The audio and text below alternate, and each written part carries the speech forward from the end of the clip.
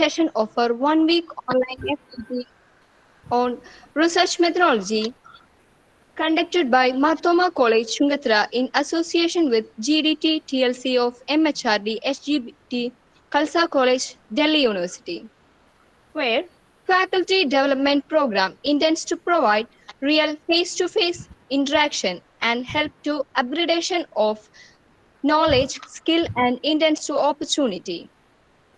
Here, the 1 week online FDP is organized in association with GDT TLC of MHRD SGBT Khalsa College, Delhi University on research methodology, as it is the technique used to identify, select, process, and analyze the information about a research topic. So, let's begin the session by inviting Mr. Robin Abraham, Assistant Professor, Department of Commerce in Marthoma College, Tungatara, and he is also a research scholar in our college.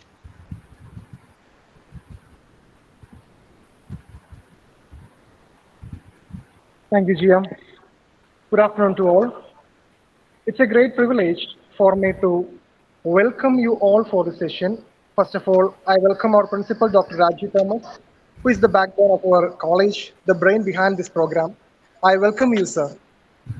Today's main attraction, our resource person, Dr. Johnny Johnson, Professor and Dean, Faculty of Management Science, Mahatma Gandhi University, Kottayam. He is serving as Director, K.N. Raj Study Center for Planning and Center State Financial Relation, MG University. He has an academic experience of 17 years and industrial experience of 6 years.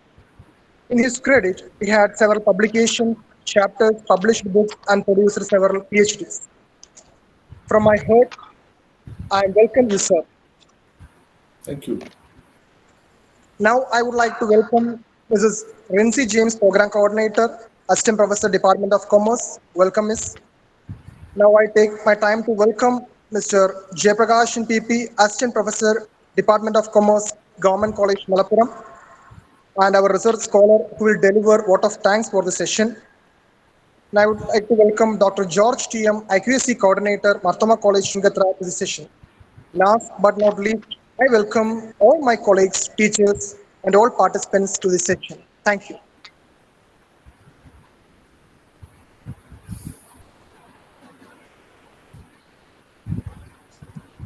Thank you, sir, for your delighted welcome.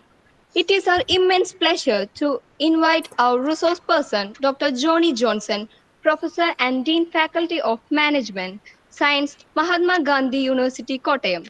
He is serving as a Director, K.N. Raj Study Center for Planning and Center State Financial Relation, MG University. He has an academic experience of 17 years and industry experience of 6 years. In his credit, he had several publication chapters, published books, and produced several PhDs. So, let's welcome sir to talk on the topic solving the Rubik's Cube, research, design, and methodology. So, please. Thank you.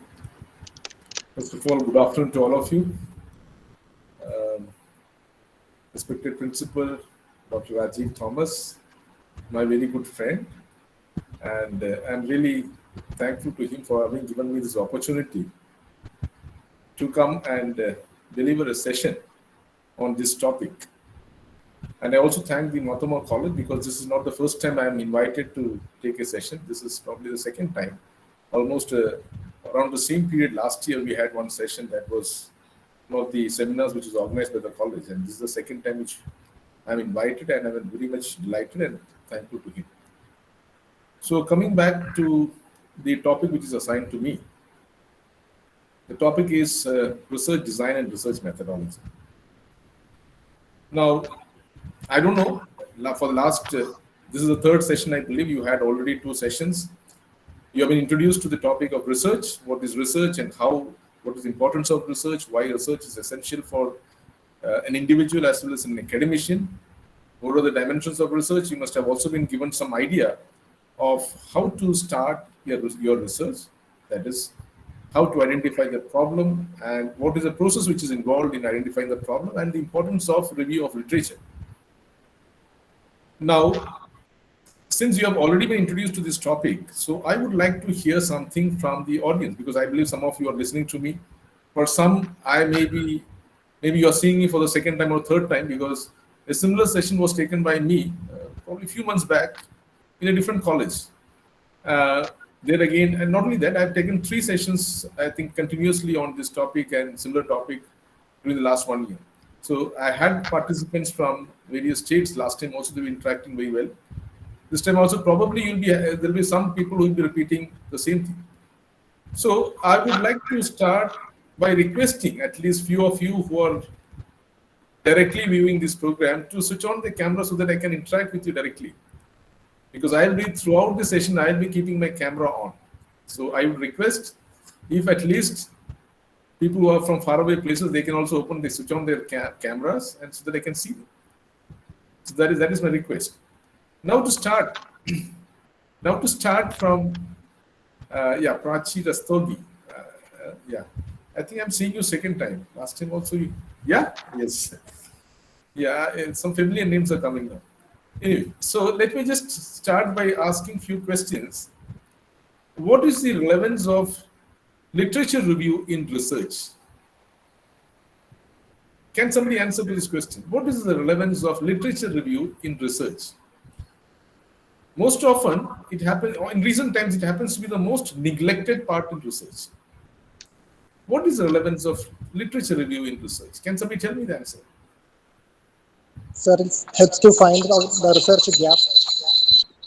Identify the research gap, then what else? See, I would say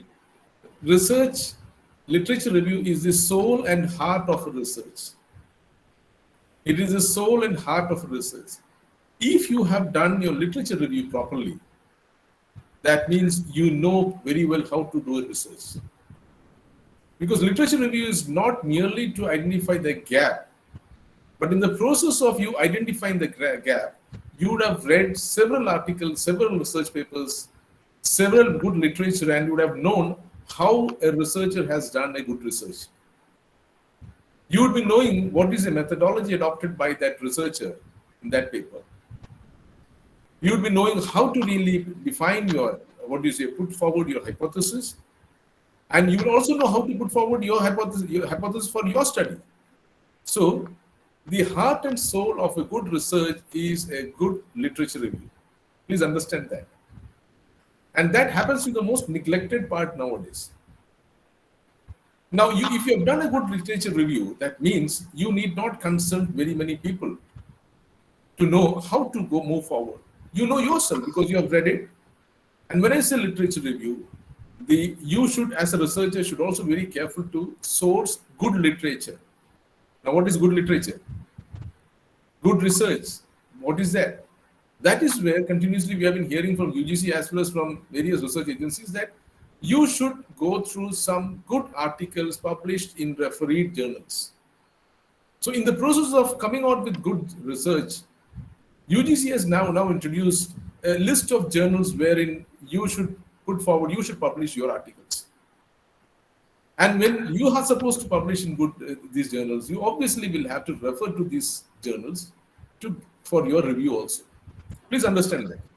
So I just want to give a thrust on what has already been taken by other professor on research literature review. Please remember, literature review is the most important part in any review, in any research. And there were days, probably if you go back to probably 20-25 years back, before the internet had come into being, a researcher normally spends around 2 to 3 years or 4 years exclusively for sourcing the literature. They go from library to library, take hard copies of the articles, photocopies, read it. The process itself takes a lot of time. Today, when things were made easy for us to review literature, what we are normally doing is we are just cutting and pasting from various sources. We are not reading, understanding what the article is saying and how a researcher has done his research. So please remember that. Now, having said that, let me just slowly get into the next important part, which is research design and research methodology. Research methodology is nothing but an extension or within research design, and only these things will come. Now, When it comes to research design, research methodology, this one, you need to have some basic idea, basic theoretical idea about these things. Only then we can follow when we do the review of literature. Now, what are these basic things which you're supposed to know? I will spell out my presentation. Actually, I've been given 2 hours time. What I'm planning to do is I will break this into 2 important sessions. One is I will speak on research design, what it is all about. Of course, I want to have it straight away one-to-one discuss. That is why I'm not putting the slides. I'll show you the slides if necessary. But before that, I'll give a brief idea. Then, after having completed the research design part, I will get into each of the aspects which are there within the research design part. So first, coming to research design. What is a research design? Can somebody tell me what is a research design? I want some responses, please, because all these research scholars are definitely knowing something on research design. In simple terms, I'll tell you, a research design is a framework or a blueprint for conducting the research project. It's a framework or blueprint for conducting the research. What does it give? It details the procedures necessary for obtaining the information needed to structure or solve a research problem. Please understand, it's a blueprint for conducting a research. It details many things, the procedures necessary for obtaining the information needed to structure or solve a research problem. This is basically a definition which could be given for research design. Now, when I say research design, people often, researchers most probably, they say they don't give their research design or state their research design whenever they write their thesis. Now, basically in social sciences, research design is classified into 2. Research design is classified into 2. One is exploratory research design. The other one is conclusive research design. Again, I'm repeating. One is exploratory research design. The other one is conclusive research design. Now, for any research, we need to go for a conclusive research design. It cannot be only an exploratory research design. Now, what is this? What is the difference between exploratory research design and conclusive research design? I'll just get into these things one by one. But before that, I'll briefly tell you the classification. I told you research design is classified into 2, exploratory and conclusive research design. Conclusive research design is again classified into 2. One is descriptive research design and causal research design. Descriptive research design and causal research design. Now, let me just tell you what is this exploratory research design. In simple terms, I'll explain you. When you don't have any idea, of the topic on which you are going to do research, what we are doing is we are literally exploring. We are literally exploring for the first time. We don't know where to start, how to start. So we are exploring. So that is in a way called as exploratory research design, as the term conveys. Now, in a PhD research or a good conclusive research always start with an exploratory research. Because as I said earlier, because the topic which you choose for your study is something which no one has explored. Once you come to research gap is obviously a gap which you have identified where none of the other people have done any research or none of the other people have explored. So you are taking a new topic and you want to go for your research work. Since you don't have any idea initially, you intend to do an exploratory research. An exploratory research, in other words, we can say a pilot study which you conduct for your PhD work can be referred to as an exploratory research. An observational study which you do initially which you do for your research can be termed as an exploratory research. So that means exploratory research, basically, just remember, it is some sort of a pilot study. So in exploratory research and all, we don't follow standard rules. We don't look into a strict, procedures. We are exploring because we don't know we are just what for we are doing this exploratory study. Exploratory studies are studies which are conducted to get some insights, into the research problem or the research area. So please remember that exploratory research gives you, or it is conducted to get better insights into the research problem or the research area.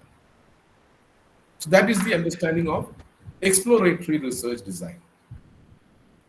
I'll show you the slide later on. I'll give you the slide later. Now coming to the next one, what is a conclusive research design?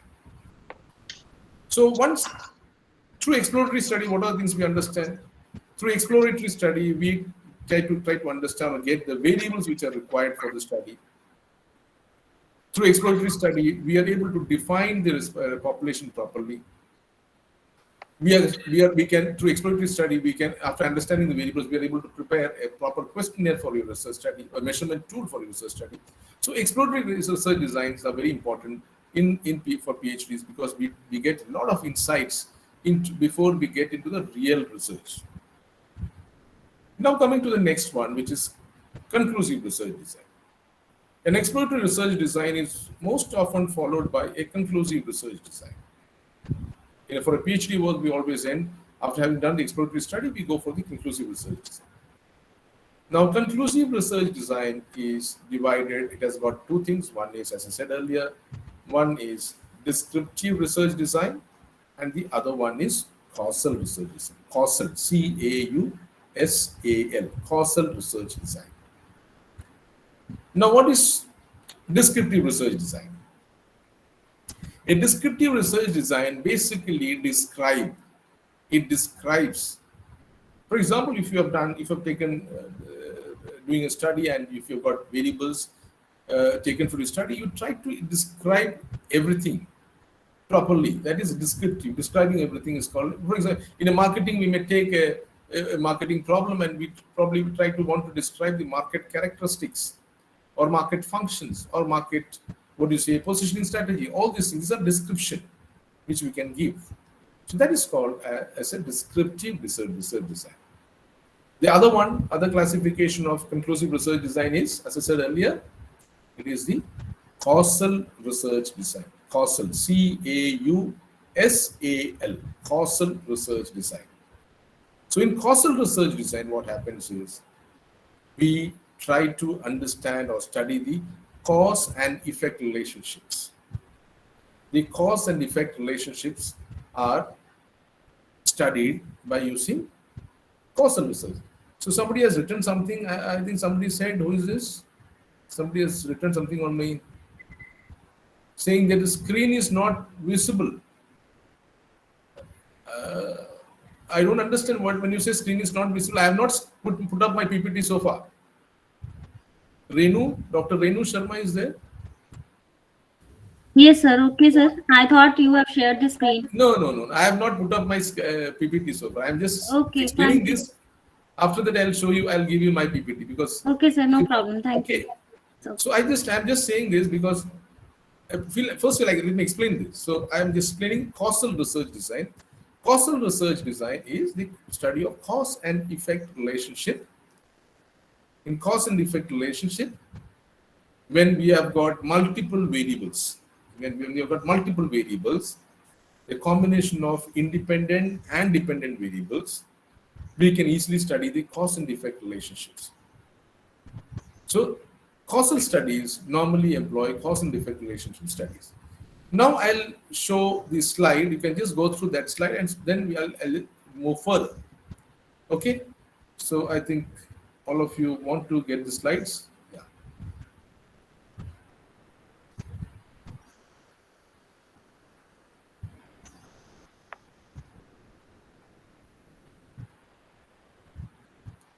Is it there?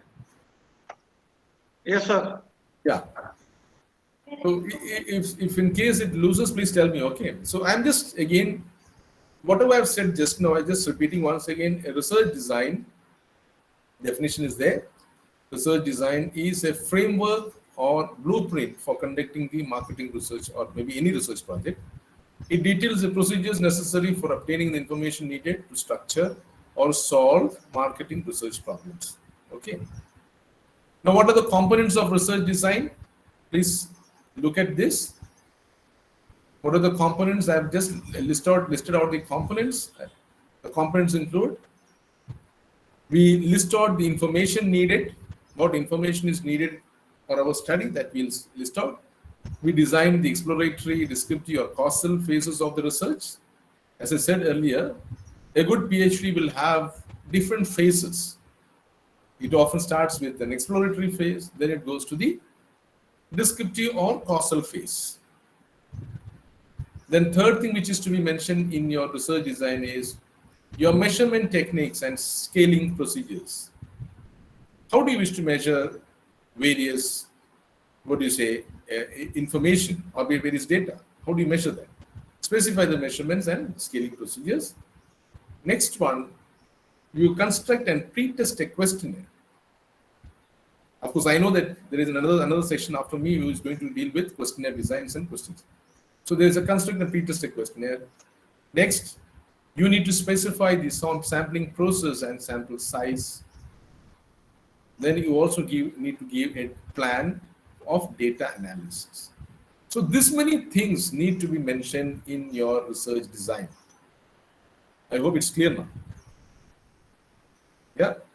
A research design, since you have combined research design with methodology, so these are the things which need to be there in your research design chapter or research design and methodology chapter.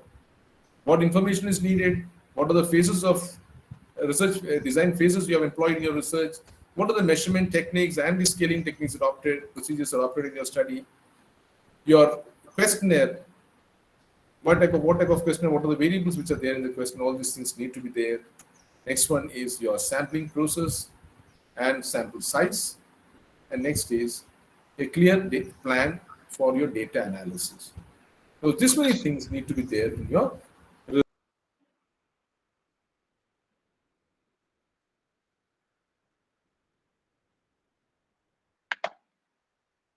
Sir ഇപ്പം വരും, എന്തോ technical issue ആണ്. Sir ഇപ്പൊ join ചെയ്യും. Sir left ആയതായിട്ട് തോന്നുന്നുണ്ട്, അറിയാതെ പറ്റിയതായിരിക്കും. Sorry for the technical issue. We will fix it.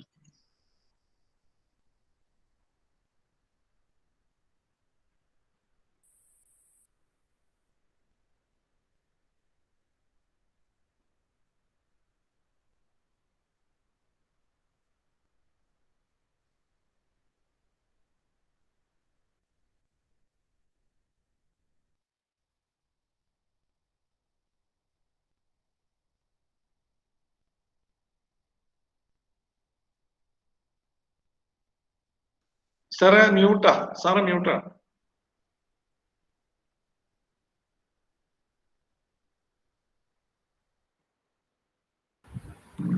Okay, sir. Yeah, I lost my connection in between. Okay. Okay, sir. Yeah, now I got it. So I think my PowerPoint has lost my PowerPoint also, right? Okay. One second.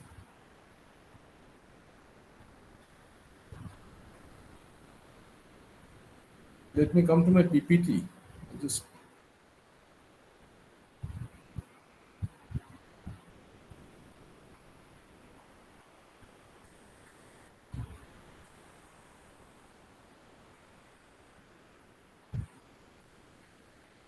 yes, is it visible now? No, sir. Oh, okay, now it is okay, sir. Now it is okay. Now it is visible. Okay. Okay. So one second. Right. So these are the components of research design. Now coming to, so this is the first thing which all of us need to understand, because when we talk about research design and methodology, that chapter on research methodology should have all these components, right? Now, I've told you already, the classification of research designs, or maybe I put it as marketing research design, because since I'm taking this paper for a few times, I've just put it as marketing research designs. It's the same thing for social sciences research also. So research design is basically classified into two: exploratory research design and conclusive research design. I've already told you, explained to you. Now there is an extra thing which I've shown there. Descriptive research design is again classified into two: which is descriptive design is it has got a single cross-sectional. Sorry, it is cross-sectional research design and longitudinal design. Can you hear me? I want some responses, please. Yes, sir. Yes, sir. Yes. So, can somebody tell me what do you mean by cross-sectional research design or longitudinal research design? Any idea? Okay, so I'll just tell you see, cross-sectional research design means when you are collecting data from the respondents only once during your research period. It is called as cross-sectional research design. Most of the researchers now tend to collect data only once from the respondents.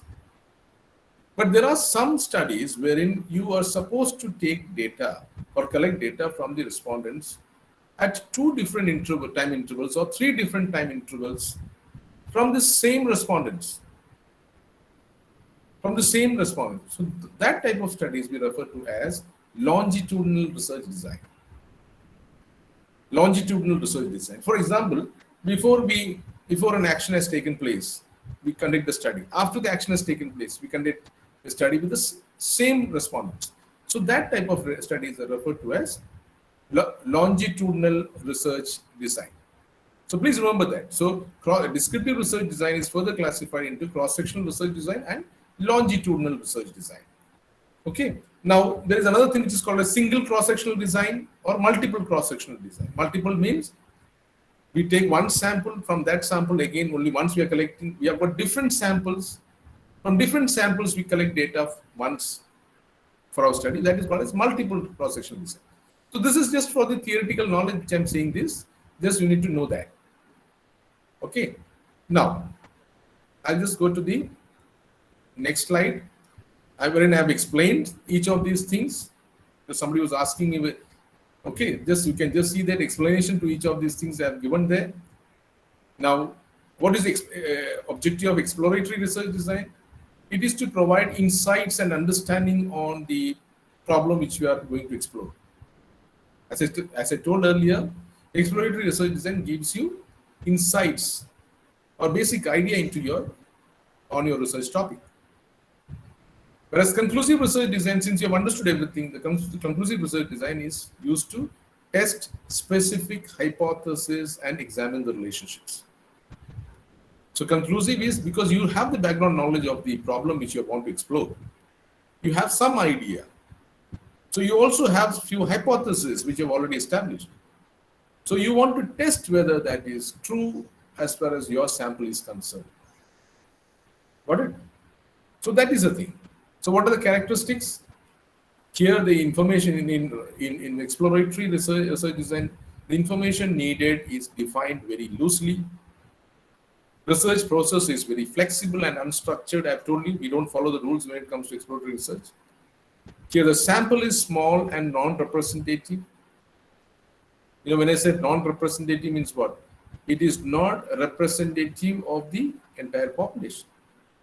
It is non-representative. Then the analysis is qualitative in nature. So in exploratory research, as I've told you earlier, it is only used to get some idea or to get some insights or to get have a better understanding that we do exploratory study. The process is not very rigid. It is unstructured. Sample which we collect for doing pilot study is very small and it need not be representative of the population. Okay, all these are the characteristics of exploratory research design. Whereas in conclusive research design, information needed is clearly defined. Research process is formal and structured. Sample is large and it should be representative of your population. Your data analysis is quantitative in nature. Please remember that. Now you can understand. So that is why when it comes to our research work, good research work, we always look at conclusive research design because ultimately after your research, you should be in a position to generalize your results for your entire population. You just cannot, say that I've done a research and it is restricted only to my sample. You should be in a position to generalize for the entire population. Okay. Now, findings are tentative. when it comes to exploratory, findings are conclusive when it comes to conclusive research design. Outcome, it is in exploratory research design is generally followed by further exploratory or conclusive research, as I told earlier. Whereas conclusive research design, findings which you derive are used as input into decision-making process. Clear? I hope you are with me when I'm just seeing, because I'm not getting some responses. I'm just worried about them. I want some responses from the audience. Are you able to understand what I'm saying? Yes, sir. Yes. Okay. So that is the difference between exploratory and conclusive research design. I'll further give you some examples. We can just go through this. Okay. Exploratory. A comparison of basic research design. Basic research design are these three, because conclusive means either you go for a descriptive or a causal research design. In exploratory research design, as I told you, it is discovery of ideas and insights. Descriptive research design, I told you earlier, it is to describe certain characteristics or functions. Causal research design is to determine the cause and effect relationships. Characteristics, as I told you, again, it is flexible when it comes to exploratory. It is versatile. Descriptive is marked by a prior formulation of specific hypothesis. Causal research design is a manipulation of one or more independent variables. That is, it's like, for example, when I say, I can give an example of a causal relationship. We often study, consumers. For example, if I'm taking an example of consumers' buying behavior. Consumers' buying behavior. Consumers' buying behavior is dependent on few variables. What are the variables? Can somebody tell me? Consumers' buying behavior, is it an independent variable or is it a dependent variable? I want some responses, please. Yeah? I know since it is an afternoon session, people are struggling. Please tell me whether consumer buying behavior, is it an independent variable or is it a dependent variable? Consumer buying behavior it's a dependent variable. It's dependent on, see, what is the difference between dependent and independent variable? Something is dependent on some other variables. For example, consumers buying behavior is often dependent on his disposable income.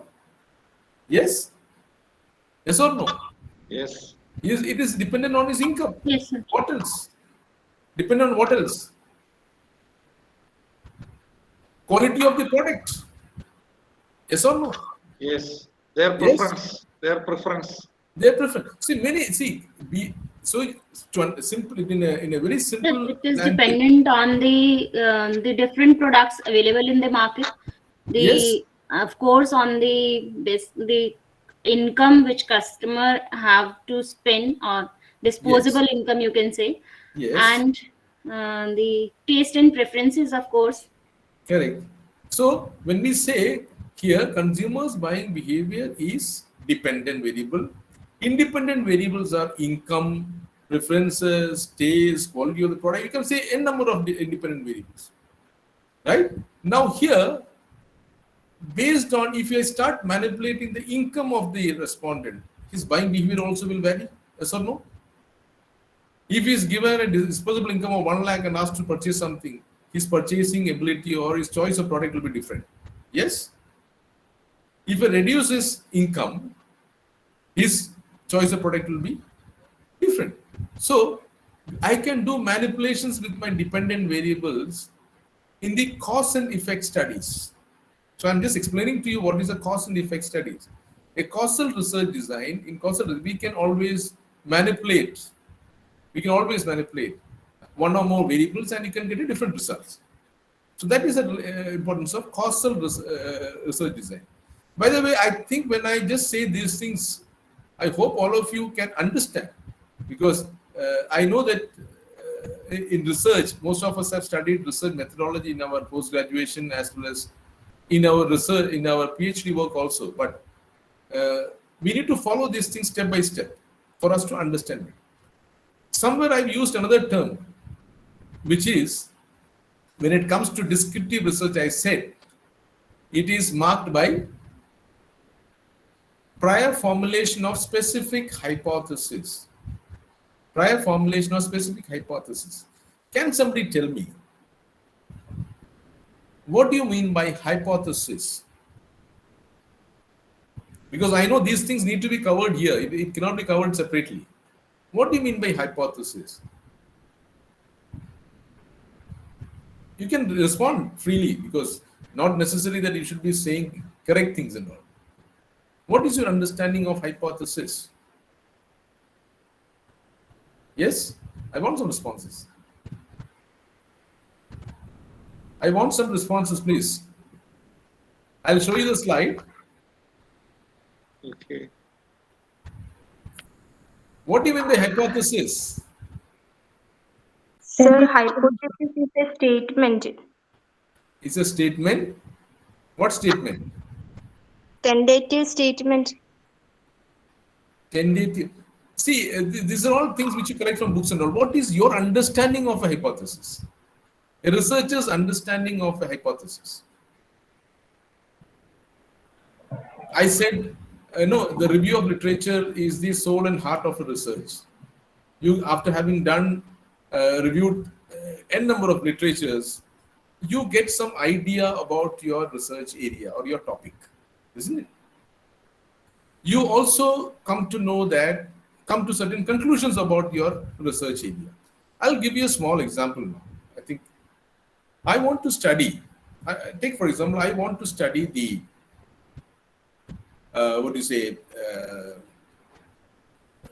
the stamina of students in my class, the physical stamina of students in my class. Take for example, physical stamina of students in my class. Now, physical stamina, what are the, how do I study physical stamina? Or how can I know that a what are the methods to study physical stamina? It is, I can employ my students in probably a 100-meter race.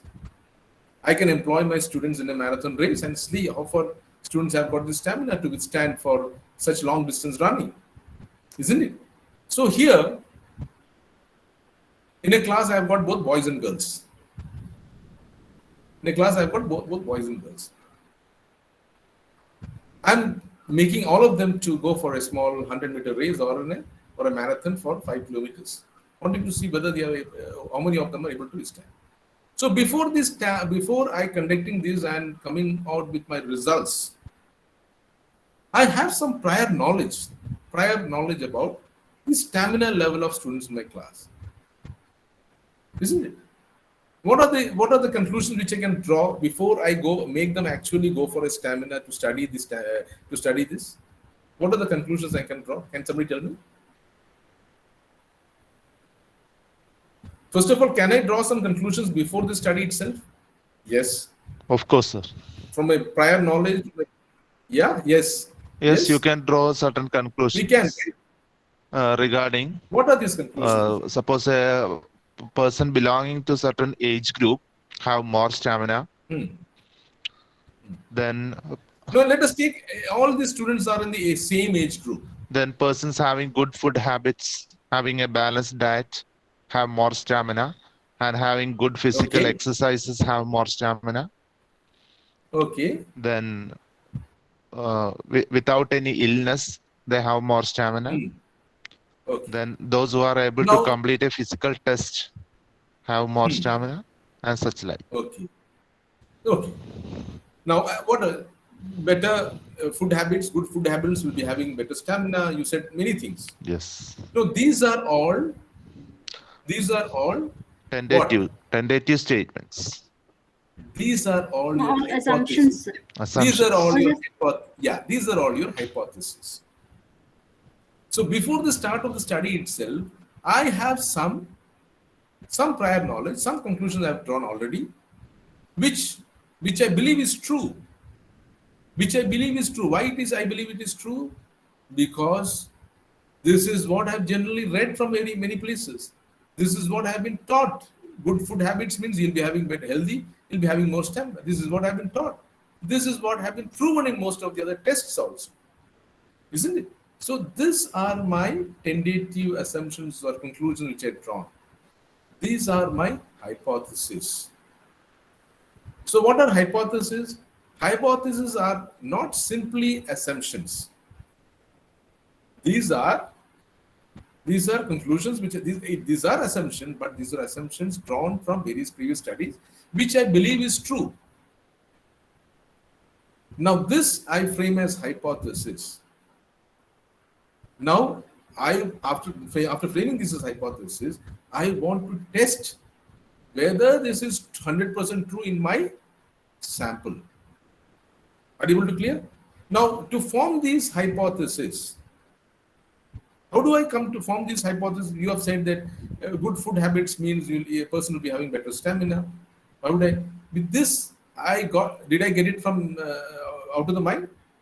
This I got it from maybe reading literatures, maybe experiencing or discussing with good physicians.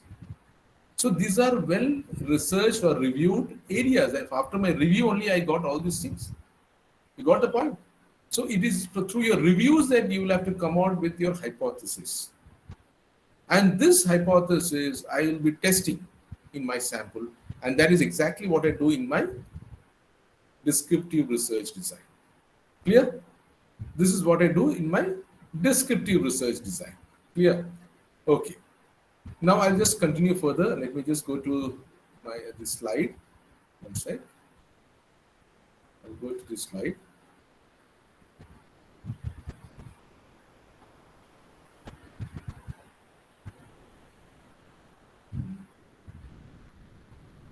What is happening is my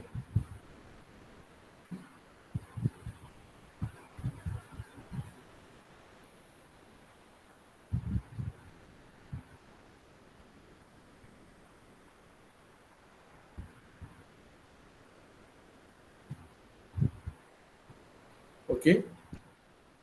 Is it come now? Yeah. Yes. Can you see the slide? Yes, sir. Yes. Yeah. Okay. Now let me come to what are the uses of exploratory research design. The uses of exploratory. See, it is exploratory research design is used to formulate a problem or define a problem more precisely, because we are exploring that area for the first time. It is used to identify alternative courses of action. It is used to develop hypotheses. Through exploratory research also you can develop some hypotheses. It is used to isolate key variables and relationship for further examination. It is used to conduct it to gain insights for developing an approach to the problem. It is used to establish priorities for future or further research. So these are basically the things. So, okay, I'll just quickly go through the methods. As I told earlier, pilot studies, through expert survey, or from secondary data analysis, or qualitative research. These are the methods which are employed for exploratory research design. Now coming to descriptive research design. As I told you, it is to describe the characteristics, maybe to describe the characteristics of relevant groups, such as consumers, salespeople, organizations, or market areas. It is used to estimate the percentage of units in a specified population exhibiting a certain behavior. It is used to determine the perceptions of product characteristics. So all these things. So you have got, I think, since I've already told everything, now you could follow these things and all these. What are the methods of descriptive research design? Secondary data analysis. Secondary data analyzed in a quantitative as opposed to qualitative, because it is in pilot study in exploratory research design, I said it is qualitative manner we analyze the secondary data. Here we analyze data in a quantitative manner. We can use surveys, we can use panels, we can use observational and other data. Okay, right. So I think these things I've already told you, I don't want to explain these things further. Right. Now the second, because I don't want to keep, now coming to the causal research design. Causal research design is a cause and effect relationship. It is used to understand which variables are the cause, in bracket I put as independent variables, and which variables are the dependent variables of a phenomenon or the effect of a phenomenon. It is used to determine the nature of the relationship between the causal variables and the effect to be predicted. Normally, we do certain experiments for these things and all in causal research design. And today, in every research, we find that it is, they say we need to go for a causal research design. We need to go for a causal research design in every research because, and we tend to see a lot of researchers now using structured equation modeling because that is one of the tools which are used for studying causal relationships, or else we use multiple regression analysis. So that is for causal research designs, we use such things and all. Okay. So for doing any research, a PhD work and all, we initially start with an exploratory research design. It is followed by a conclusive research design, which will be either a descriptive or a causal work. If you have better idea about your variables or have better insights into your areas, you normally go straight away for a conclusive research design. Okay, straight away go for a conclusive research design. If sometimes what happens is, after having done the conclusive research design, you still go for further exploration. Through secondary data and all, just to cross-check whether the conclusions which you have drawn from a conclusive research design, whether it is matching up with the other research works which have been done earlier, which is again going for exploratory research design. Clear? So these are the various types of research designs. Okay, I don't want to take the errors here. So I hope now you must have got some idea about what is research design. Yes or no? I'm not getting responses. I want afternoon sessions. I want responses frequently. Are you able to understand? Follow what I've said? Yes, sir. Yes. So now let us go to the next part. Next part, I now gave you a brief idea about what is research design. Major research design which you normally employ in our research. I give you a brief idea about what hypothesis is. How do you come to a hypothesis? The next part is, in research design, I told we have to explain your sample. How do you define it? That is, what is your sample? How did you come to your sample? How did you pick up all these things are very important. So you need to have some idea about sampling procedures or sampling techniques. So we'll just go to that quickly. So the first part is over. I've got three parts which I wish to take today. One is the first part was research design. Second part was something on sample and sampling technique. And the third part was scaling technique. What is basic primary scales which are used in research? 4 primary scales which are used in research. So these were the 3 parts which I wish to discuss today. Now the second part is sampling. Now, before I show my slide or whatever, let me just ask you a few questions. Is sampling necessary for research? That is the first question. How many of you feel that sampling is necessary for research? Or is it necessary for research? I want some responses. Is it necessary? Necessary for primary data collection. Sampling is necessary for primary data collection? Yeah, You can conduct research with secondary data also. We can conduct with secondary data also. Anything else? First of all, what is sampling? What is sampling? Selection of Can somebody representative. tell me what is sampling? Sampling is the procedure of picking up a sample from the population. Now, when is sampling necessary? Sampling is necessary when your population is large. Sampling is necessary when your population is large and when you can't collect data from each and every element of your population. Because it is practically not possible for you to collect data from each and every element of your population. So that is why we take a small unit, and say that unit is representative of the entire population. Isn't it? So when you can't collect data from every element of your population, you are forced to go for a sample. Practically, since it is not possible to collect data from everybody.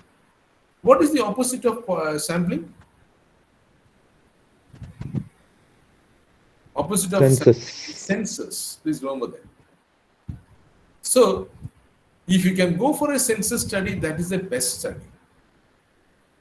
If you can go for census study, that is the best study. But for any research, it is practically impossible to go for a census study. Because census study means you are what? You are going to each and every element of your population. Practically, it is not possible. That is why you are going for a sample. Suppose if your population is very small, you need not go for sampling.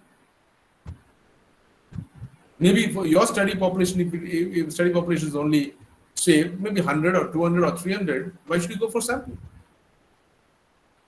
I'll give a small example. You want to study the, attrition rate of employees. Attrition rate of employees in the software companies, listed software companies operating from Kerala. Listed software companies operating from Kerala, for example. When I say listed, means publicly listed software companies from Kerala. First of all, you have to see how many listed software companies are operating from Kerala. Do we have too many listed software companies operating from Kerala? Do we have? We don't have. At the maximum, we may have around 100 listed companies, not even 100 listed companies. And if you want to do a study on the attrition rate of employees in these companies, do you actually need to go for a sampling? You just need to go directly. If there are only 15 companies, just go to these 15 companies and do conduct an interview with the HR people there to study these things. So it is not a sampling which you're doing here, you're doing a census study. There's only 15 companies there. Straight away go there, conduct your interview, and then you can come to your conclusions. You don't have too many companies, only 15 companies, do a kind of census study. So sampling is important when your population is large and when it becomes difficult for you to collect data from all the elements of your population. No, sample. Now comes to sample. Sampling, you have understood what is sampling. Now next thing is, one of the rules of sampling is whenever you pick up respondents from your population or elements from your population, that element should be representative of the entire population. What do you mean by representative of the entire population? Can somebody tell me? What do you mean by representative of the entire population? Yeah, please switch on your cameras. Let me see your faces. I am visible to you. You also should be visible to me. Yeah. I could see students sitting in the hall very silently watching me. What is representative of the population? What is representative? Representative. Sample. Yeah. Amruta, yeah. Sample Yes. representation. Yeah. So what do you mean by representation? Simple words. What is that? In simple terms, what do you mean by representative sample? See, having all the characteristics which we say we have in total population. okay. That is the representative sample. Means you need to cover each and every variable which you want to See, all the which you want results from the total population. Correct. That is the representative. See, representative sample here refers, what you said is right. It says, see, all the characteristics of the population, Yes. should be there in the sample which you pick for your study. All the characteristics of the population which is seen in the population should be represented by the in the sample which you pick up for your study. Now, see, you can give examples of a country like India. We often have a lot of representative samples taken for various types of studies. And the most popular studies, which we all know, what is the most popular studies which often is conducted? The election time, election results. We have the exit poll studies, isn't it? Or pre-poll studies conducted. Yes or no? We have that.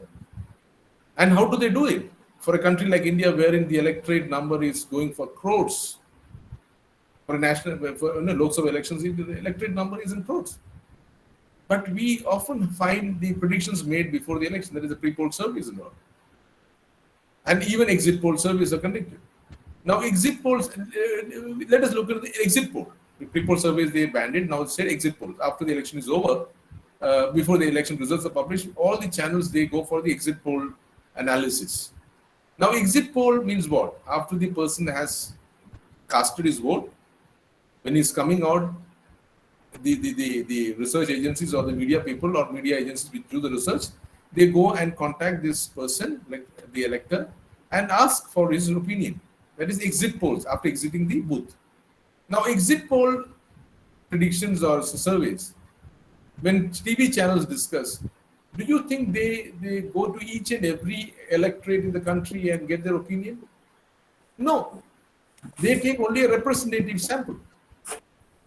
Altogether, they may take a sample size of, say, 10,000 in India or 20,000 maximum in India from various states. And with that, they come out with some predictions and trend analysis. So there they go for a sample of, say, 10,000 individuals or 20,000 individuals. And last time when the election results were discussed, before the election results came into being, and channels were actually harping on why their results could be more accurate, because they were claiming that some of the channel members were claiming that we have taken a sample size of 20,000, unlike the other channel which took only 2,000. Now here the question of 2,000 versus 20,000, that is not relevant. The question here is, which one is more representative is the question. Have you considered all the characteristics of the population while you picked up your sample of 20,000 or 2,000? That is the most important. So that is called as the representativeness of the sample. Okay. So sampling is necessary, or maybe it is something which you can't avoid. Okay. Which you can't avoid, because when your population is very large, you are supposed to go for sampling. Now let me ask another thing. What are the various types of sampling methods? We need to have some idea about sampling methods. Can somebody tell me various sampling methods? Various sampling methods? Anything? I know there are quite a few number of researchers who are watching this program. Some responses I want. What are the various types of sampling methods? Random sampling and non-random sampling, first classification. Random sampling and non-random sampling. Anything else? So simple Probability and non-probability. Exactly. It is not random and non-random sampling. It is probability versus probability and non-probability. Broad classification is probability sampling technique and non-probability sampling technique. There's nothing like a random sampling technique and non-random sampling. No. This probability sampling technique and non-probability sampling. These are the broad classification. And probability sampling techniques, what are the various types of probability sampling techniques? Can somebody tell me? The basic classification is probability sampling techniques and non-probability sampling techniques. Various types of probability sampling techniques, can somebody tell me what are they? Probability sampling technique. What do you mean by probability sampling technique? Probability sampling technique tells you that where each and every element of a population, each and every element of the population has got an equal chance of getting selected for your study. I'm not biased. Everybody has got an equal chance of getting picked up for a study. Everybody has got a chance of getting selected for the study. That is probability sampling technique. Whereas in a non-probability sampling technique, everybody doesn't have the equal chance of getting selected, because you are picking up based on your own criteria. You may be biased in picking up the sample. That is called as a non-probability sampling technique. Now, when I say probability sampling technique are of basically 4 important types. Since somebody started with saying random and non-random, never use the word random and non-random, because that is often misunderstood. So when I say probability sampling technique, I should say we have got, first one is simple random sampling technique. This is called as SRC. Simple random sampling, SRS, simple random sampling technique. Second one is systematic random sampling technique. Third one is stratified random sampling. Fourth one is cluster random sampling. Clear? Because here I will not show this, I'm not going to show the slides here. So I just have to remember that. Simple random sampling, systematic random sampling, stratified random sampling, and cluster random sampling. Now, what is simple random sampling? What is simple random? So, what are the rules for this probability sampling technique? Before going to each of these, let me go rules of probability. For probability sampling technique, one of the ground rule is you have to know the total number of elements in the population. First, you have to know the total number of elements in your population, or in your subpopulation, or whatever, or sampling unit. Second is, you should be able to identify each and every element in your population or your sampling unit. First one is, you should be knowing the total number of elements in your population or in your sampling unit. Second one is, you should be able to identify each and every element of your population or your sampling unit. Only when you have these 2 things, you can go for a probability sampling technique. Now, coming to the first one, which is simple random sampling. In simple random sampling, what we do is, in simple random sampling, as I told you, the ground rule was you should be able to know the total number of, somebody has written that, Renija, Suraj, what was the question, Suraj? Yeah? I want that responses, please. 1 second. Yeah. When n is small, simple random sampling. Yes, exactly, correct. So here, in simple random sampling, you will be having the population size, you'll be able to identify each number of elements in the population. How do you pick up the sample now? Take, for example, there are 2 techniques which can be used in simple random sampling. Suppose in a classroom wherein we have got 100 students, I want to pick up 20 students for a study using simple random sampling. Here, a sampling unit, which is a classroom wherein 100 students are there, and I want to pick 20 students for a study using simple random sampling. How do you do that? As I told you, the 2 things are very clear to me. One is, I know 100 students, total number of size of the population, that unit, I know it very well.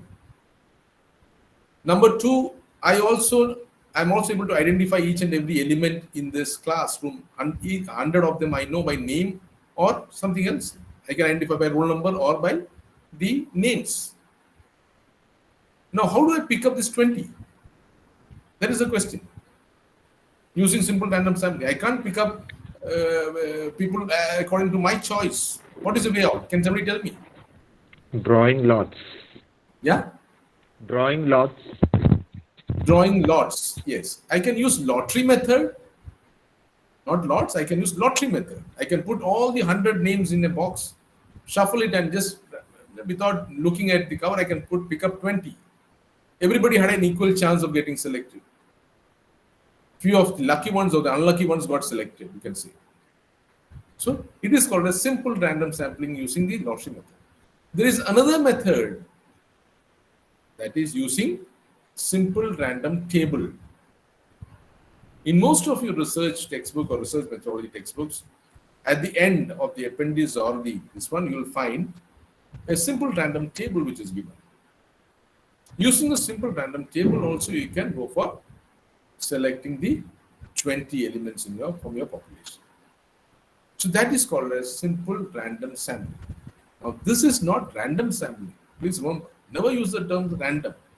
Now because the word random is loosely used, because random means I randomly picked a few. That is not random sampling. In research, it is simple random sampling, and the technique is either you go for a lottery method or you use simple random tables.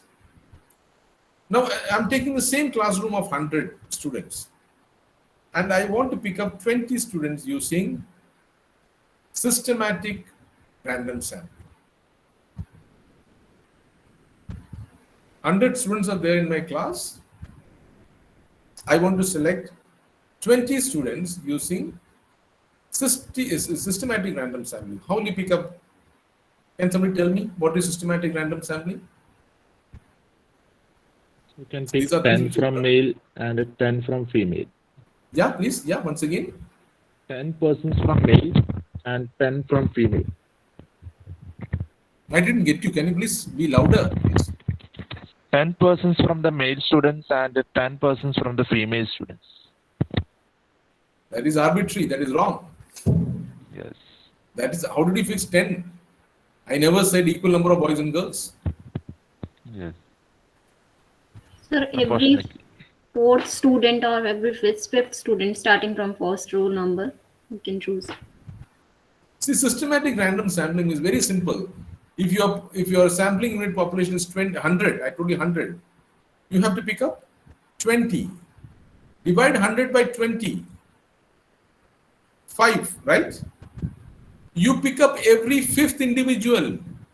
First, you arrange your students in ask them to sit in a particular order, any order, and then every fifth student you can select. That is systematically you are picking up and that there again you don't have any choice. You shuffle the students, ask them to sit take up their seats, and using systematic means if you're picking up the first one, then you say next one will be fifth one, then 10th one, then 15th one, then 20th one. Thereby you can pick up 50. Or else if you're asking starting from second means next one is 6th, then 11th, then you go that way. So you're going for systematic approach. There again, you're not biased there. You're not picking up people of your choice. You're asking them to sit in any order, but they can't change their seats. Or else you're arranging them using their roll numbers. You arrange them according to the roll numbers. I'd say using systematic random sampling means if I pick the first one, then I go for the 6th one, or maybe the 5th one. I go after every 5th one I pick up. Every 5th one I'm picking up. So that is systematic random sampling. This is also a probability sampling technique. You're not having any preferences there. It is not your choice of students you're picking up. You're arranging them according to the roll numbers or in the alphabetical order, and then picking people, every fifth student. So this is called as a systematic random sampling. Third one, stratified random sampling. Can somebody tell me what is stratified random sampling? Can somebody tell me that? What is stratified random sampling? As the word denotes, stratified, which means we are having various stratas. Our stratas are there. Here what we do is we divide the population. We divide the sampling, the total number of population into different stratas. Different stratas. Okay. For example, in a classroom, in a classroom of 100, can we form too many stratas there? Yeah? Can we have too many stratas? In Sir, a classroom, we don't have too many stratas. What are the basic stratas which you can form? At the maximum, boys and girls, right? Anything more than that? Anything more than that? We don't have anything more than that. Basic strata is boys and girls. Yeah. So two groups, and from that again what we do is we fix, depending on the population size, or if the two groups are having equal representations, equally 20 if you have to pick up, we say 10 from one group and the 10 from the other group. If they're not equal, again we go by what is the proportion. We go by proportions and then fix numbers. And then what we do is, after having formed two groups or two strata, what we do is we again use simple random sampling to pick up individuals from these two strata. We pick up, using simple random samplings, we pick up the number of students from each groups or each strata. So that is why it is called as stratified random sampling. It is also random because what we use is SRC, simple random sampling technique. Only difference is we have formed two stratas or three stratas or four, so we can form any number of stratas. But please remember, two stratas or whatever stratas should be mutually exclusive in nature. Just for the sake of forming a strata, please don't form a strata. Stratas should be mutually exclusive in nature, which means the characteristics of both the strata should not be the same. It should be having differences. So that is the only rule. So that is called as stratified random sampling. The fourth one is cluster random sampling. Any idea as to what is cluster random sampling? Any idea? This is otherwise called as area sampling, you can see. Cluster random sampling is you divide the population, okay, into various clusters. Clusters could be geographical areas or geographical groups, whatever. Okay, you form, you divide. For example, if you want to do a study in a big state, you form different clusters. Okay, different clusters, and then what you do is here, you select few clusters. In the previous case, what you did was you collected sample from every strata. You collected your sample from every strata. In cluster sampling, you don't collect sample from every cluster, whereas what you do, you select clusters using few clusters using simple random sampling. You select clusters using simple random sampling, and then that respondents in that cluster is directly taken for your study. Are you able to understand these things? So these are the four different types of probability sampling techniques.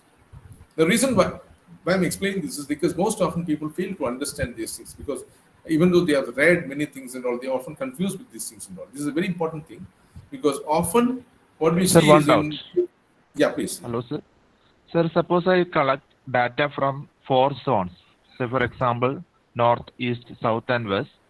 Whether I can put it in the stratified or this systematic one, or stratified or clustered one. You are collecting data from 4 zones, right? Yes. Now, what is the next thing which you asked me? Whether it is the stratified or clustered one. See, 4 zones.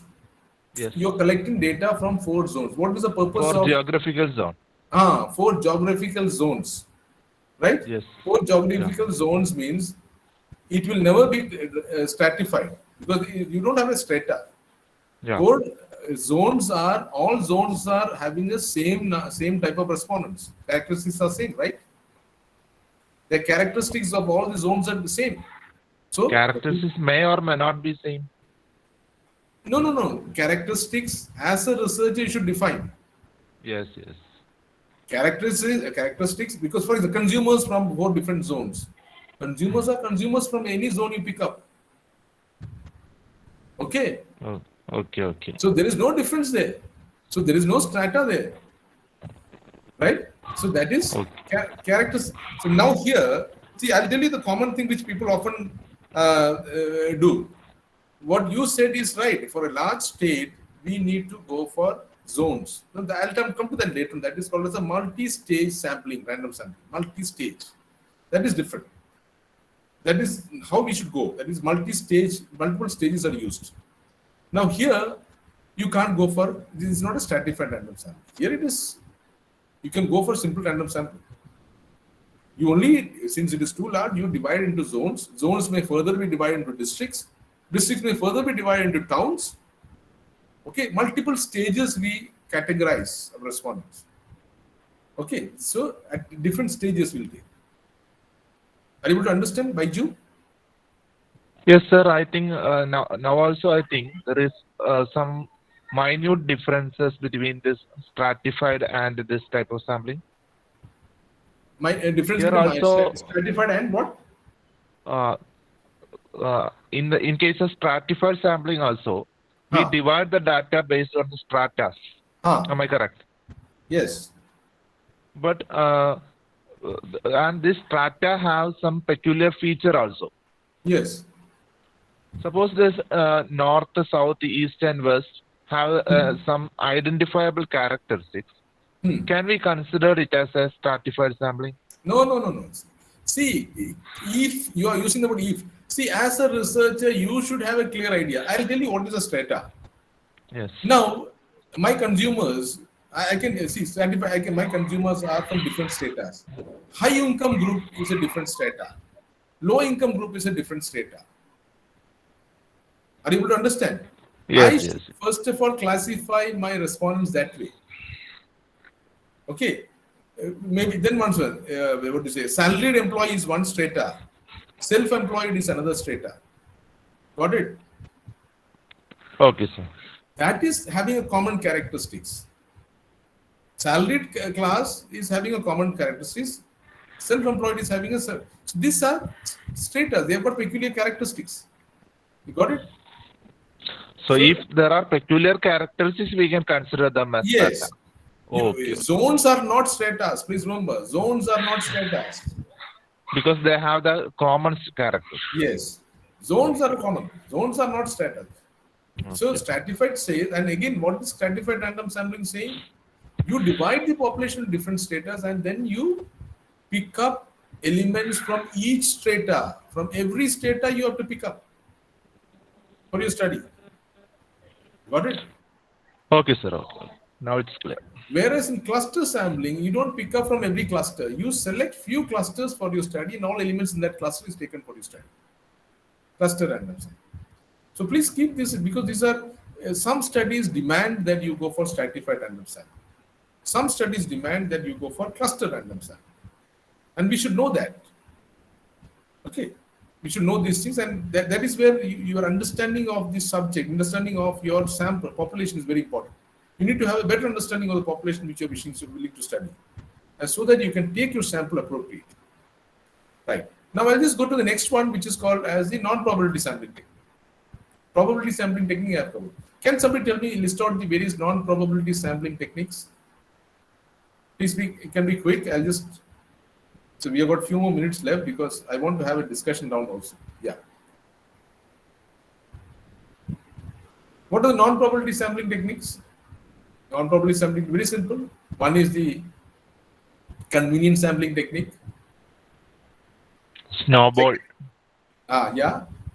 Snowball sampling technique, judgmental sampling technique. Now, most often people say I've selected my sample randomly.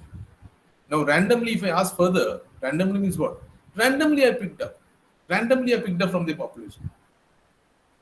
It is nothing but, what is that? It is conveniently, you can say. Don't say randomly. It is convenience sampling. You are picking up as per your liking for the sample, right? You pick up your own individuals, your own friends for your sample as a sample. That is convenience sampling technique. It is a non-probability sampling technique. Second one is a judgment sampling technique. A judgment is like you first define the judgment criterias, and people who fulfill those criterias, then you pick up those people for your study, judgment sampling. I'll give you an example. I know you want to study the, what do you say, buying behavior of gold ornaments or diamond jewelry, buying behavior of diamond jewelry in a population, buying behavior of diamond jewelries in a population. Now, in a state or in a region, can you figure out who all will be part of your population in this study?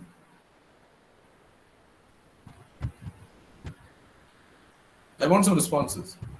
We want to study the buying behavior of diamond jewelry among the respondents in Kerala or in Gujarat or maybe in any other state. Now, what is your population in this case? Population in this case is all those consumers who have purchased diamond jewelry at least once in their lifetime, right? Yes or no?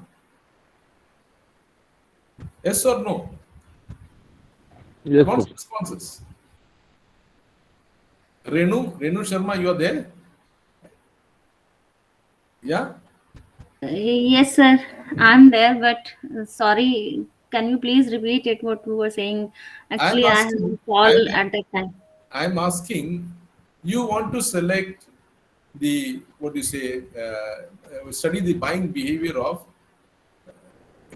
diamond jewelry among the customers in Kerala or in Gujarat or in Tamil Nadu or in Delhi. Okay, sir. Now, in this case, what constitutes your population? Population of study? So, I think a high income group. High income group. All high income group people should they buy diamond jewelry? Female.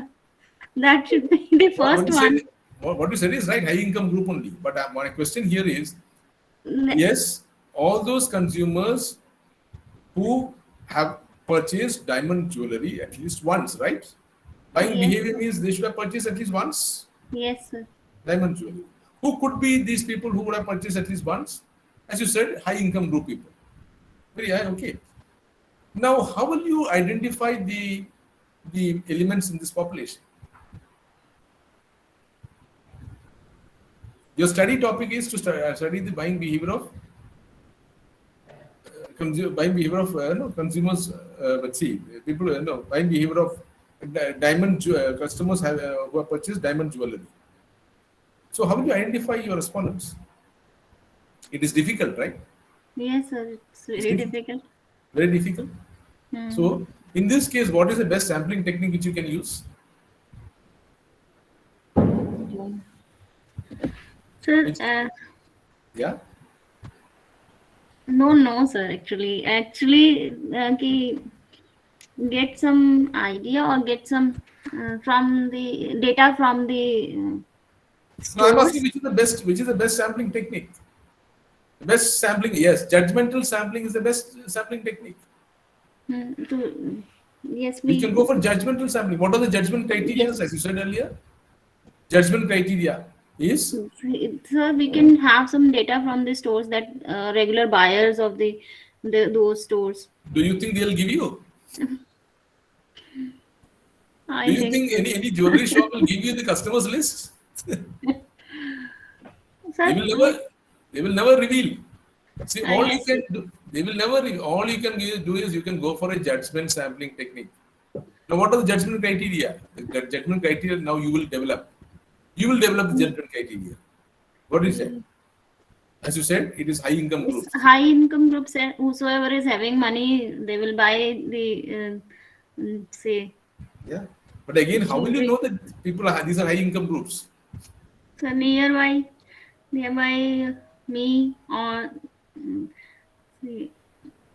How will you identify these high income groups? So that is where our judgment criteria is playing to play. Yes, sir. We say we look at people having what do you say, high-end cars, who own high-end cars. One of the judgment criteria. We look at people having high palatial houses or high apartments, good apartments, staying in good apartments. And we look at people having occupying important positions.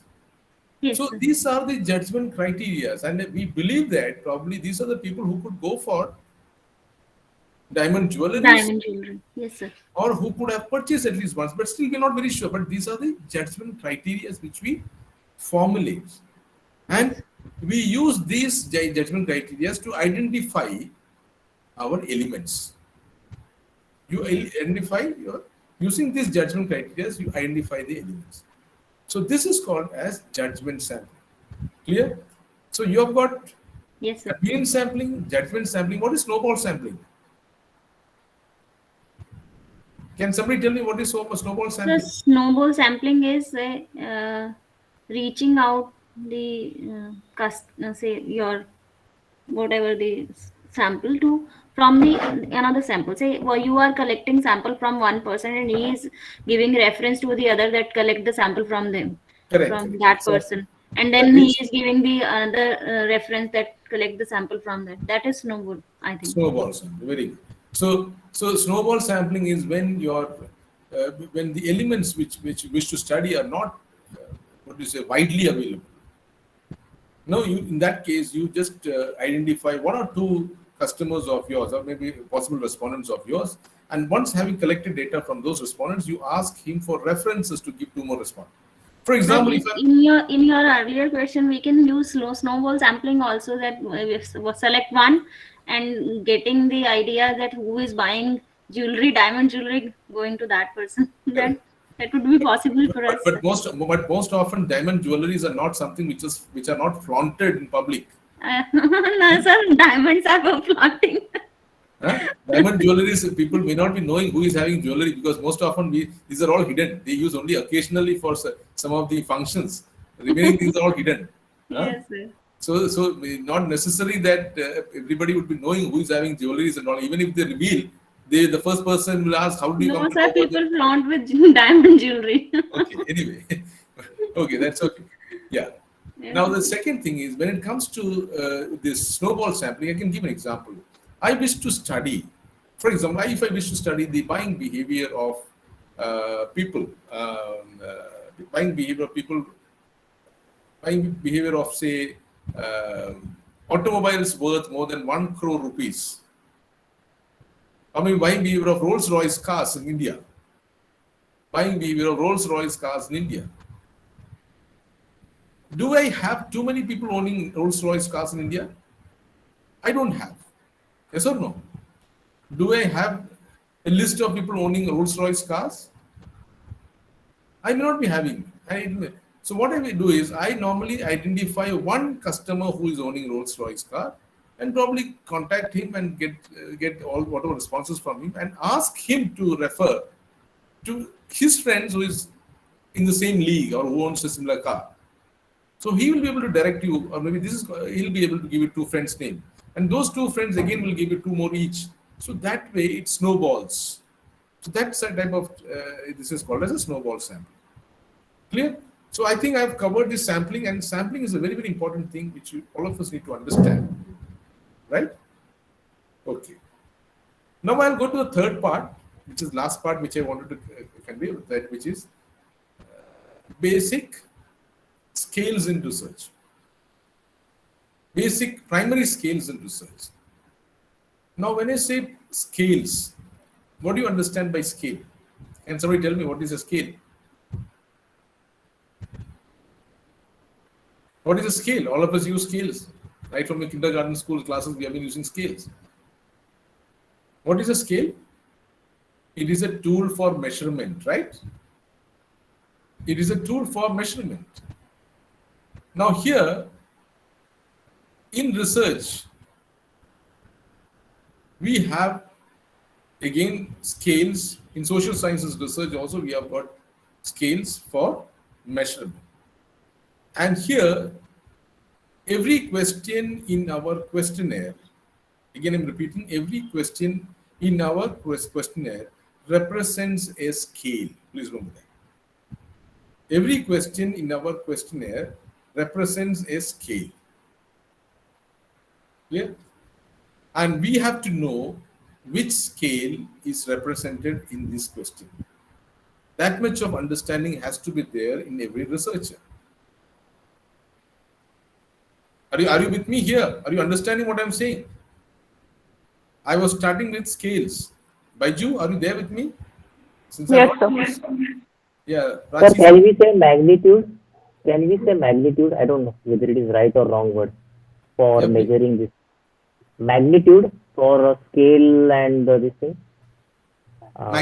Magnitude what? You said na कि every question has its own scale, हाँ. the amount of so can we say I mean that was कि इतना सारा हो सकता है उसके अंदर. No, maybe I'm wrong. Maybe yeah, I'm wrong. magnitude is a quantum. Quantum, yeah. Magnitude is a quantum.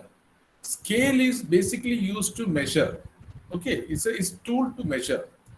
Now, quantum comes only from your result, what you have measured. Now, scale is primarily a tool to measure. And every question in your questionnaire represents a scale. And we should be knowing what is the scale represented in that question. Now, why is it important for us to know the scale represented in each question? It is because only if we know which scale is represented, we will know what type of analysis has to be performed. Now, that is why in social science research, we often discuss our scale. There are 4 primary scales in research. There are 4 primary scales in social science research. What are they? Can somebody tell me? Can somebody tell me what are these primary scales in research? Any idea? Scale. Ordinal scale. Yeah? Nominal Yeah. scale and ordinal scale. I couldn't get you. Can you repeat once again? Nominal scale. Yes. What Ordinal else? scale. Yes. There are 4 basic. Yes, what you said is right. Nominal scale, ordinal scale, Ratio. interval scale, and ratio scale. Nominal scale, ordinal scale, interval scale, and ratio scale. Every question in your questionnaire is represented by by one of these scales. And out of these 4 scales, which is the highest order scale, which is the best scale? The best highest order scale. Ratio scale. Ratio scale. Because that is an absolute scale. But unfortunately, we can't collect data using ratio scale in social sciences. Very few data can be collected using ratio scale. Now I'll explain what are these 4 different types of scales. Can somebody, what is a nominal scale? What is a nominal scale? It is a scale which is used to identify. Identification. Yeah? Sir, it is used for identification. Yes, exactly. Exactly, yes. It is a scale which is used for identification. A nominal scale which is used, it is used for, and you must be having a lot of questions in your questionnaire wherein we are asking you to name, okay, name which tooth powder do you or toothpaste do you use? 5 brands will be there. You're just naming, I use this. Nominal scale. Okay, the second one, I can give another example. Maybe in a football team or in a cricket team, football team, you have got, you identify the players through their jersey numbers.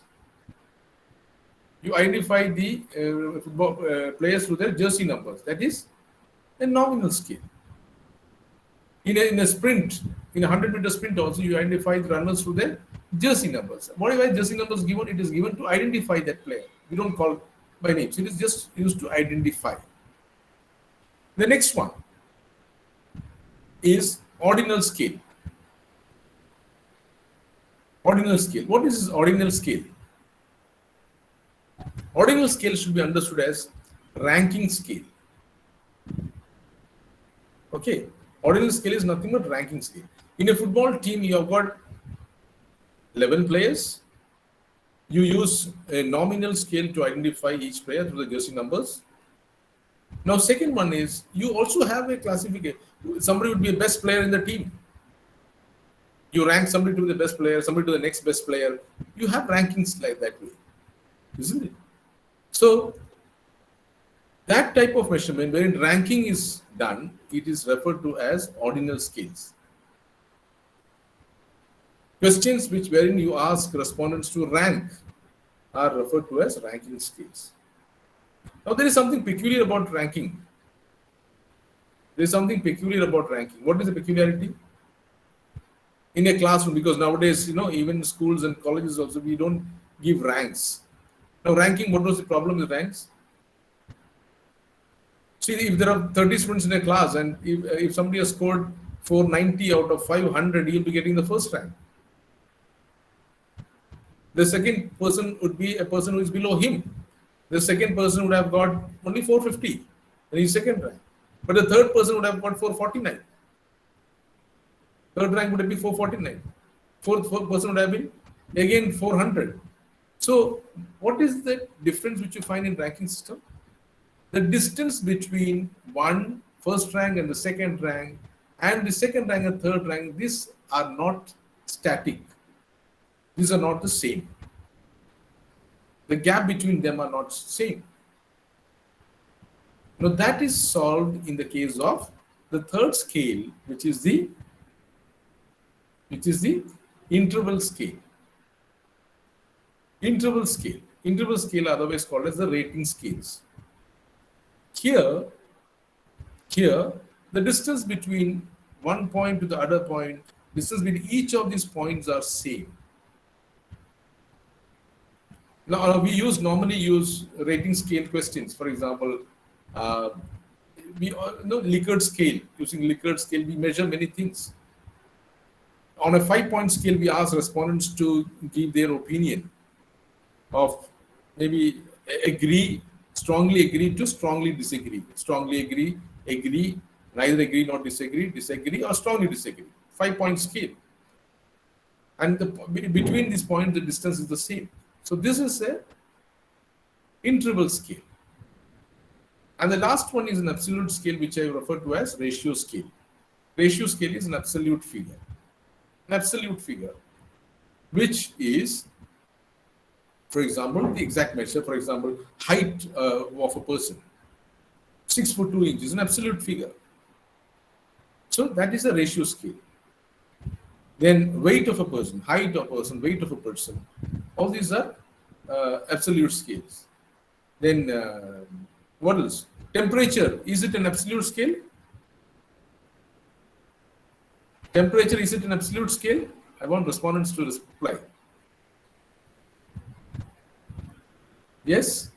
Renu? Baiju? No, Rachi? sir, it is not an absolute scale. Why? Because a temperature of 0 degree, that does not mean that there is no temperature at all. It's not that. What you say, it is not an absolute scale because temperature can go to minus also. Yes. That is why it is not an absolute scale. That is not a ratio scale. Now, what about the arbitrary 0? There is no arbitrary. The starting point for ratio scale, the starting point is 0. Please remember that. That is the important thing. For a ratio scale, the starting point is always 0. Temperature, there is no starting point. Okay, it goes to minus or plus. It varies from here and there. Okay, whereas weight of a person is 0 is the starting point. Height is 0. So, absolute scale means a scale which starts from 0. 0 is a focal point. From there it starts. So, ratio scales. Okay. So, years of experience of a person is an absolute scale, ratio scale. Height of a person, weight of, but all the data which you collect, you can't collect using ratio scales. That is why in social sciences, most often we rely on interval scale or ordinal scales. Okay. interval scales or ordinal scales. So primarily you should be having a good understanding of these 4 important scales, and we should know whenever we prepare a questionnaire, each question we should look at each of these questions and see which scale is represented in by this question on this question. So I am not taking too much of time because I think I wanted to stop at 3:45. Yes, it is almost time. Now I wish to hear some doubts from you, any clarifications which you wish to ask. I can answer. Sir, could you please repeat the last one again? Ratio. Ratio scale. See, the ratio scale, it is a high order scale. We say it is the highest order scale. Here, the measurement starts from 0. Here, the measurement starts from 0. Okay. Now, it is also called as the absolute scale. Now, when you are asking for the height, I give example: height of a person, weight of a person, experience of a person. These are all absolute figures we'll get. Firm figures. Okay. So these are, whereas if you have to measure the perception of a person, learning of a person, can you measure in absolute figures? The understanding of a person, you can't measure in absolute figures. Now, for that, you go for interval scale. For height, weight, you go for ratio scales. Prachi, are you able to follow me? Yes, sir. Yes, sir. You go for, so suppose if in your question, you've got a question similar to this thing, you should know which scale is represented here. Any type of analysis can be done on ratio scales. Any type of analysis can be done. Whereas for other scales, we can't do all type of analysis. So that is why ratio scale is considered to be the highest order scale, followed by interval scale. Just below that again is the ordinal scale, and the lowest order scale is the nominal scale, because that is only used for identification. Okay. That is only used for identification. Clear? Yes, sir. Okay. Thank you. Okay. Yeah. I think I can, if you, because there should be a separate session which should be taken only for scales, because I don't want to complicate further. I just want you to, because you should not get confused further. That's why I'm stopping here, because it can be equated with the analysis which need to be performed. All these things are there. Anyway, so whatever I have taken so far, because I have given you a brief idea about research design, what are the important things which will come under the research design, I've told you. I've also discussed the second part on sampling, and the third part I discussed the scales, primary scales which are used in research. Okay, so please tell me now if any doubts, any clarifications you have got, please ask me. I'll be willing to discuss and clarify if possible. Yeah, anything else? So, which Likert point is more appropriate, whether 5-point or 7-point? It all depends. It all depends. There's nothing like more appropriate. Normally, we go for a 5-point Likert scale. Normally, we go for it. If you're going for a 7-point Likert scale, you should have a clear idea about what each of these points represent. Okay, sir. Yes. Most often, there's no point in having a 10-point or a 7-point Likert scale when the margin of difference between one point to another point is way less. So, then what about 10-point? Sometime we use 10-point Likert scale. Again, what I'm saying is, see, the margin of difference between one point to next point, if it is very marginal, what's the point in having such a big scale? Yes, sir. That is why we all normally recommend it's better to go for a 5-point. 5-point scale. Okay. Most of the articles which you read, you find most of them would have used a 5-point scale. Thank you, sir. Okay. Yeah. Anyway, you will be having another session on questionnaire preparation, I think. Maybe basically questionnaire preparation, it should start from scales. Only Okay, after sir. that, all this understanding has to be. You are likely to have another session there. Yeah? Okay, sir. Thank you, sir. Anything else? Sir, one simple question, sir, but I don't know how it is important for me. But sometimes, hope I'm audible, sir. Sometimes. In architecture and interiors, we prepare a questionnaire. But that's not what do you say? Not theoretical one and not the chemical kitna hona chahiye. But we ask the Likert scale, then yes, no, and agree, disagree. But sometimes I have heard and or what do you say? Read in the what do you say in articles, and they mention that this study is done with a simple sampling technique. So it is correct, sir, when we read this kind of questionnaires, we should mention, it is ethically correct to write simple sampling techniques. That's I'm not, what do you say, not sure. Should we write this or we should not write this? Simple sampling technique, what is it? I said when we prepare questionnaires, we get a pie chart, we get a graph, sometimes we get a Likert scale immersion of yes, no, agree, disagree. So can we say this methodology is the simple sampling techniques is used with the proof of Google survey or Google what do you say Google forms? Can we say this is simple sampling techniques? Can we mention like that? No, simple sampling. No. Simple sampling technique. No. See, simple sample. There's nothing like a simple sampling technique. You can see I'm actually not able to understand your question properly. You are saying you are doing research in the area of architecture.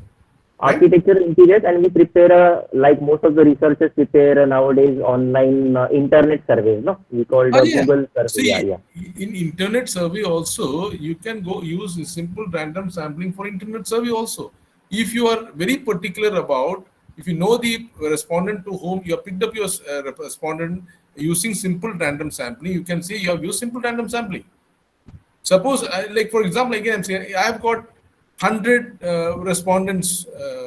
Yes. Different, like architects are there, interior designers are there, vendors are there, suppliers are there. You definitely know to whom these questions need to be sent, right? So if you have a list of interior designers, or maybe say you can say 200 interior designers, you have a list of 200 interior designers, and you selected 50 interior designers out of this 200 using simple random technique. And then you are sending your questionnaire to this 50 respondent. It is simple random sampling technique.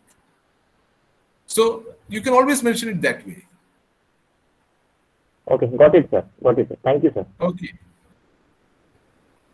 Yeah, anything else? Yeah, somebody has raised their hand. Yeah, somebody is there who has raised their hand. Any question? Any more questions, please? I hope, because only thing that most of you were not on camera. That is something which I always prefer people to be on camera, because I was throughout the session, I was on camera. So I also wish to see people, their faces, so that at least we could recollect the faces. I think, Prachi, you attended the session earlier? Yes or no? Yours is muted. Your mobile is muted. Yes, sir. I have attended one of your session earlier as well, but exactly I don't remember in which institution I have attended. Okay. Yes. Yeah. Fine. So, anything more? Anything more? If not, we can wind up. Okay. Thank you very much for your interest. I know afternoon sessions are quite difficult for me to handle, and in spite of this being a difficult session, afternoon session, most of you sat through, and I believe you responded also to some of these things. Okay. Thank you very much. Yes. Anything else? Is there any other formality? Participants, any other questions? Please.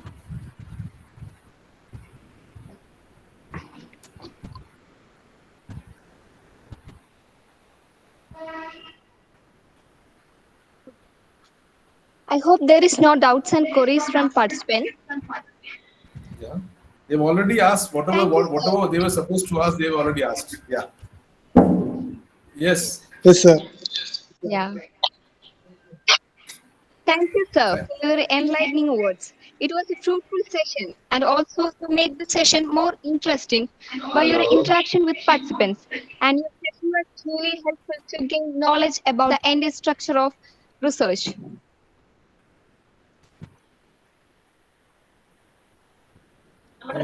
Now it's almost time for us to wind up the session. So let's invite Mr. Jayaprakash PP, Assistant Professor of Commerce, Government College, Arts and Science, and he's also a research scholar in Marthoma College, Shungatra, for a vote of thanks. Good afternoon, all of you. Respected resource person, Dr. Johnny Johnson, sir. Respected Principal, Dr. Rajiv Thomas, sir. My dearest participants, friends. Just now, we had a wonderful session on research design and research methodology. It was a very informative, interactive, and useful session for all, especially those who are doing research. It's my privilege to express vote of thanks to the fourth session of this online FDP. First of all, I would like to express my vote of thanks to distinguished speaker of the day, Dr. Johnny Johnson, sir, for all the valuable information he shared with us. Thank you, sir. I'd like to express my vote of thanks to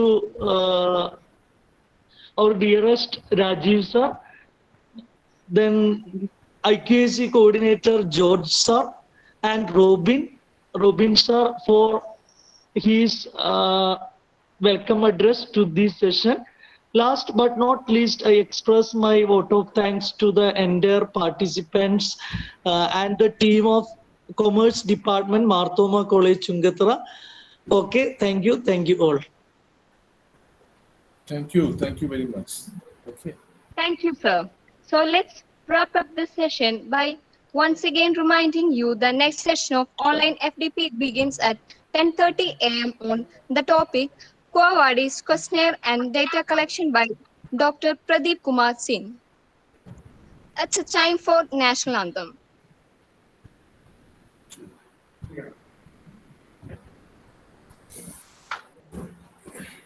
जनगण मन अधिनायक जय हे भारत भाग्य विधाता पंजाब सिंध गुजरात मराठा द्राविड उत्कल बंगा विंध्य हिमाचल यमुना गंगा उच्छल जलधि तरंगा तव शुभ नामे जागे तव शुभ आशीष मागे गाहे तव जय गादा जनगण मंगलदायक जय हे भारत भाग्य विधाता जय हे जय हे जय हे जय जय जय जय हे.